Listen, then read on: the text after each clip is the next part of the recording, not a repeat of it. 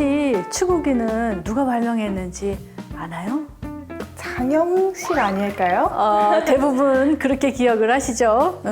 근데 자세히 보시면 기록에 남아있는 거에 보면은 장영실이 아니라 세종대왕의 아들 문종이 발명했다는 게 그게 기록에 남아있어요. 그래서 1442년에 추구기의 크기나 뭐 이런 활용 방법이 이제 아주 공식적으로 반포가 되지만 그 이전인 1441년에 세종이 그 눈병이 나갖고 온양으로 이제 휴양차 이제 가 있는 사이에 궁궐에서 황후가 내려요. 그래서 이거는 이제 나라의 불길한 징조다 이랬는데 결국 문종이 그건 아닙니다. 그 송화가루가 비에 씻겨져 내려온 거다라고 이제 밝히거든요. 이런 그 세종실록의 1441년, 1442년의 기록들을 보면 장영실이 아니라 추구기 발명은 문종이 한 걸로 그렇게 추정이 돼요. 아들도 똑똑했네요. 네, 세종대왕 옆에 있었던 그 뭐 거의 비서처럼 했던 왕세자니까 굉장히 훈육도 잘 돼 있고 뭐 아마 관심도 많았을 겁니다. 닮았네요. 네. 그래서 문종이 결국은 이제 세종대왕의 일을 이어서 정치를 하게 되는데 나라를 다스리게 되는데 단명하세요. 금방 돌아가셔요. 그래도 그 사이에 뭐 화차라든지 이런 우리나라의 그런 기술을 이용한 그런 기기들을 많이 발명을 하신 분이세요. 아마 좀 더 살아 계셨다면 추구기 이상의 그 어떤 많은 기술 발전을 가져올 그런 기기들을 발명하셨을 수도 있었을 거예요. 아쉽네요. 네.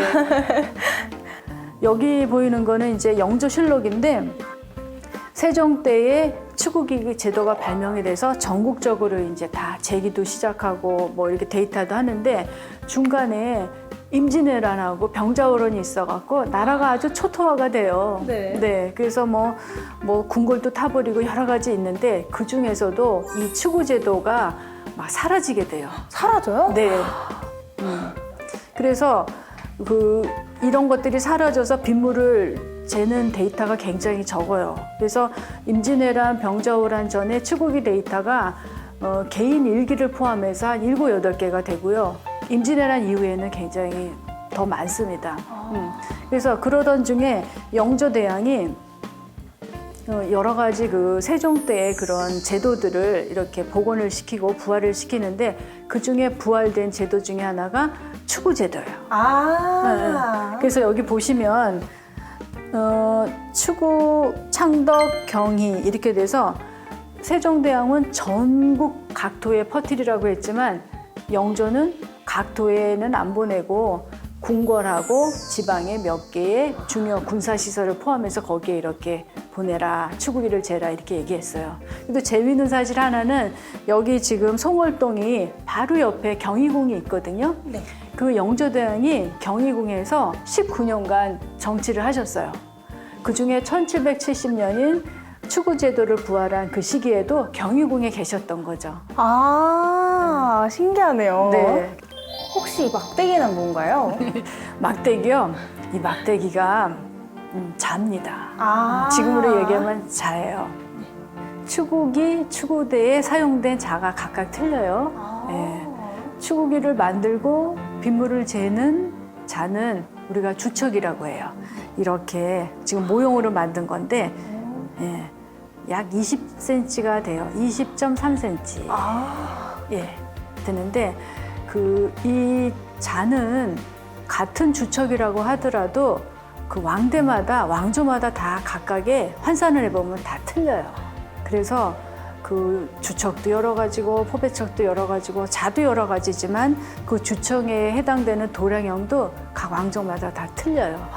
근데 이 주척을 제가 오늘 보여드리는 이유는 뭐냐면 추구기가 1441년에 이제 아이디어가 나와서 1442년에 이제 완전히 반포가 되잖아요. 추구제도가. 그때 사용한 세종조 시대의 추구기를 만들고 빗물을 재던 자의 도량형이 이기 때문입니다. 그래서 현재 국립고궁박물관, 이거는 모형이고요. 국립고궁박물관에 사각유척이라는 것이 있어요. 여기 이제 똑같이 저희가 박물관에서 모형을 만들었는데 이게 면이 4개인데 4개마다 다 각각의 도량형이 반척씩 들어가 있어요. 한 척이 아니라 반척. 그러니까 들고 다니기 편하게.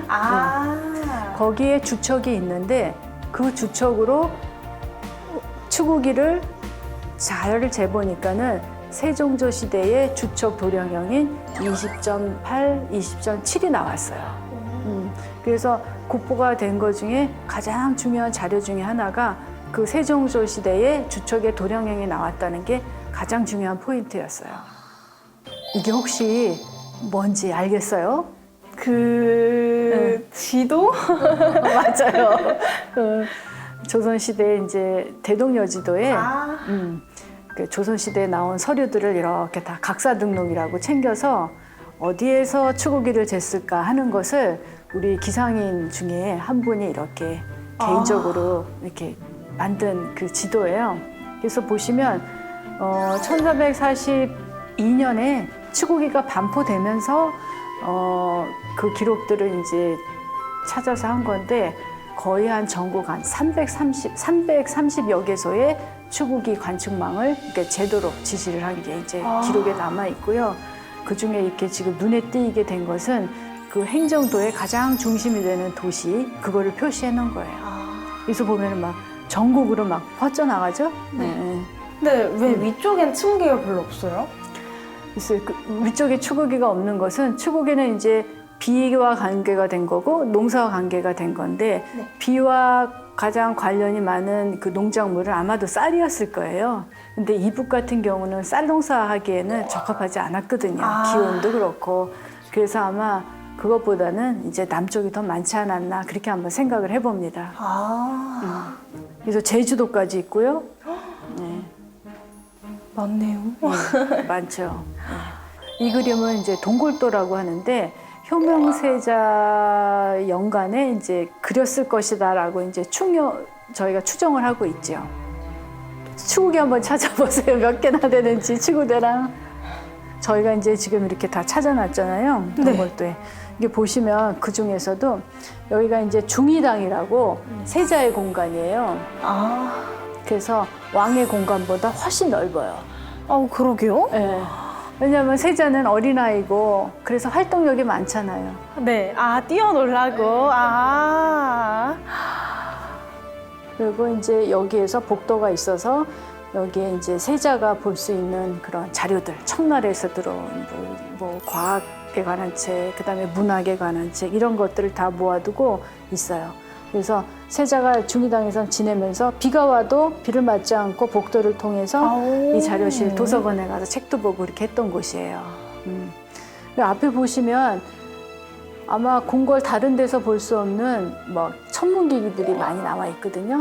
네. 지금으로 치면은 굉장히 첨단 문화인 거예요. 과학이고 기기고. 그래서 아직 그 나라를 다스리는 시기는 아니지만 어릴 적부터 이제 일종의 조기 교육을 한 거죠. 풍기대 같은 경우는 지금으로 치면 이제 바람이 부는 방향 그거를 보여줄 수 있는 거고 앙부일구는 이제 해시계입니다. 해시계에서 이제 지금 시각이 언제인지 지금이 동지인지 하지인지 뭐 이런 것들을 다 사시사철 볼 수 있게 해가 떠 있을 때는 보는 거고 소관이는 이제 그 별의 위치 이런 것들 보는 거고 추구기는 추구대 위에 이제 이렇게 놓여 있는 거죠. 그래서 비가 왔을 때 흙탕물이 추구기 안으로 들어가지 않게 해서 오로지 그 빗물만 받을 수 있게 그런 구조적으로 이제 역할을 하는 거죠. 오늘 어땠어요? 저 추구기에 대해 알아서 너무 유익했던 것 같아요. 요새 보면 어플리케이션이나 이런 걸로 해서 뭐 일주일 날씨도 금방 손 안에서 휴대폰으로 해결할 수 있잖아요. 맞아요. 근데 그렇게 되기까지 이런 노력이 시작점에서 있었다 하는 거 잊지 말아 주셨으면 좋겠네요. 네. 네. 오늘 만나서 반가웠어요. 저도요. 네.